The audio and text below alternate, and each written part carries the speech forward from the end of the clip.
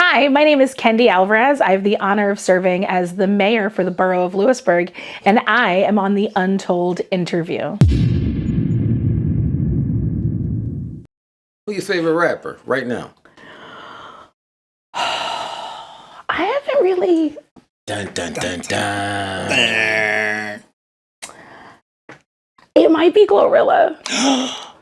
Mayor! Mayor! Glow is so. I mean, a girl's got a ratchet side too. Mayor! What?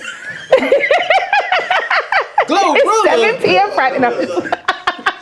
Shout out to Glorilla. The mayor loves you, in Lewisburg, PA. Yeah. Be like, what? It's 2:30 Sunday. It's probably 50 degrees. I ain't got no. Just yeah. She know the lyrics. Yeah.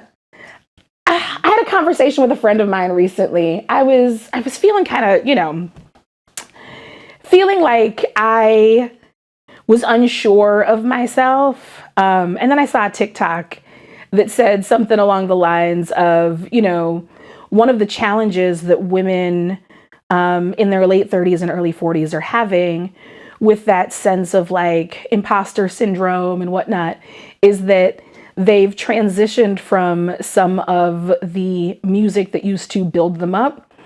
And so it was I just need to listen to more trap music. And so I have a whole playlist that's just like Trina, Glorilla, Meg Thee Stallion, Nicki Minaj, like, yeah. You in the streets. Mayor, like I'm not in the streets, but like I walk on the sidewalk. Like I know where the streets are. Pivoting right now. I just, I can't be in the streets. oh but my goodness. But Now- the music selection is great. Oh yeah, life is too short.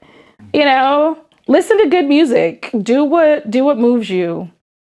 Now, speaking of artists like Megan and, you said Glorilla, Mm-hmm. would you advise a 15-year-old to listen to that? I don't have children, and I recognize that while I am in a position that people often look at as, a role model, I also feel like every person is different. And, there are 15-year-olds who have the emotional and psychological capacity to listen to that music, understand the lyrics, but know that like it is a representation of a lifestyle that is not similar to theirs. And then I think that there are 15-year-olds who are not prepared for that. I think that there are even, to be like, there are 12-year-olds who can listen to the music and recognize that the lyrics are essentially poetry. Like there's filthy Shakespearean literature, Like if you want to talk about like some of the filth that exists in art in general, like we could talk about some of the stuff in classic literature, classic poetry that is trashy. We don't, because we hold it in a different regard. So I would say that like it depends entirely on what that person is capable of, understanding and kind of like navigating through.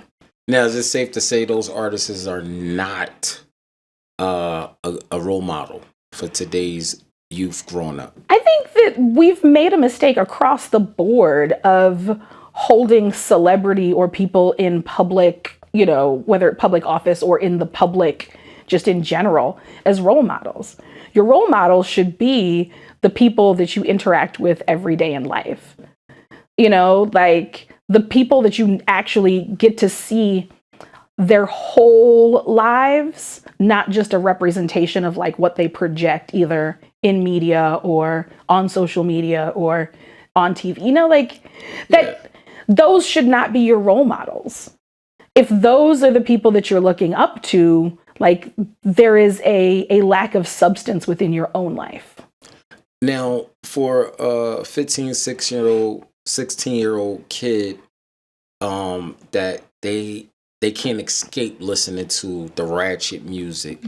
It could be very influential, to the kids, where you go to school, you hear it, you come home, you hear it, and things like that. Well, I mean, you're a product of your environment. So yeah, like, I'm not saying that, like, they shouldn't listen to it. I think that you listen to it, but you also understand, like, there's so many very interesting references in rap music that people don't recognize, talk to something else. A lot of rappers are more educated than people know. Like, you're talking about people with, even if they don't have formal education, they are well read. They have a grasp of knowledge and a grasp of language in a very particular way that, if you really dug into, what they understand, it's not just, a decent hook over a good beat. Like, the syntax, if you break into, like, the language of good rap music, there's so much there that gets glazed over because, it's trap music and, you can twerk to it. Do girls love trap music? I love music. And if it's something that, like, makes me move my body, I'm going to like it even more. So for the girls that are growing up, would you advise them not to listen to music like that? No. Why? I think that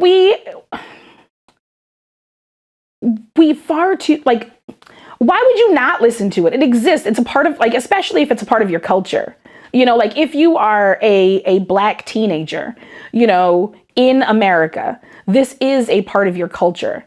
And anytime you start, disassociating with some aspect of your culture, I think that that's problematic. But everything has its place. Like,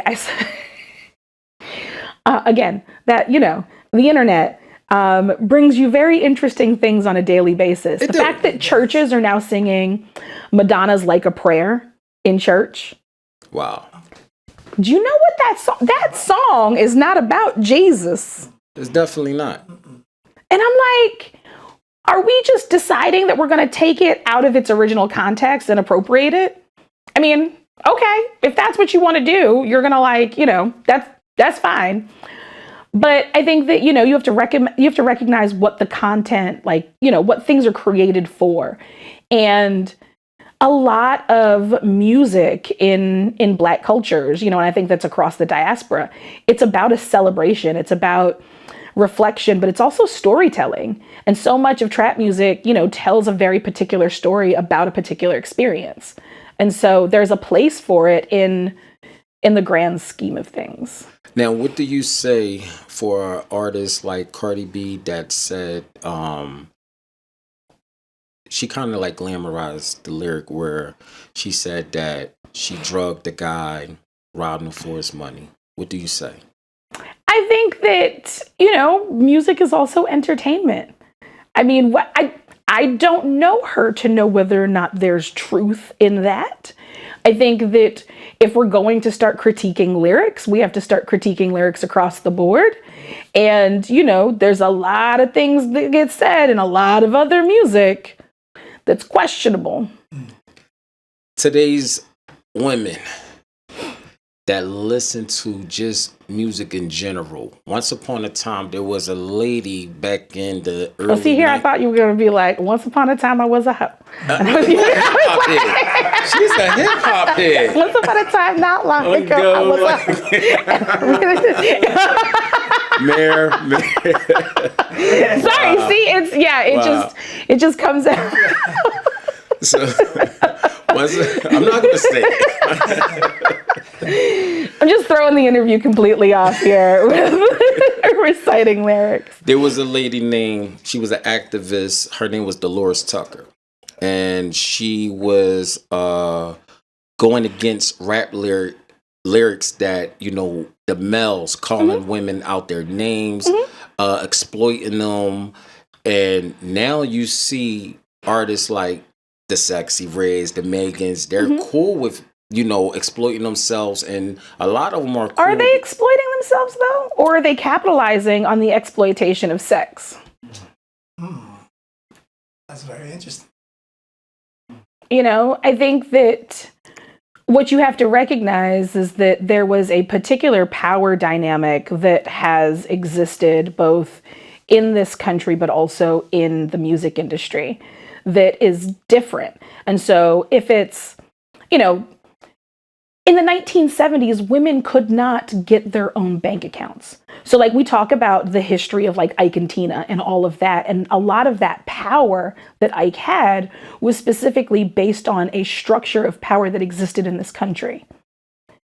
So you have to have that context when you're talking about, you know, the ways in which women are reflected in music, and also how they represent themselves in music. I think it's a certain taking back of that power in, you know, the Megans, the Sexy Reds, the Glorillas. You know, I think there is this, I'm not going to allow you to exploit me.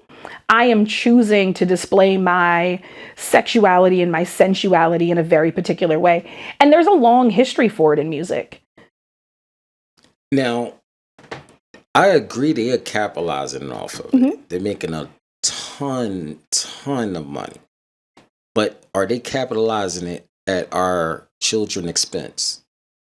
I mean, they don't have to buy it. Like, the nature of capitalism is that money talks. If it didn't sell, it wouldn't sell.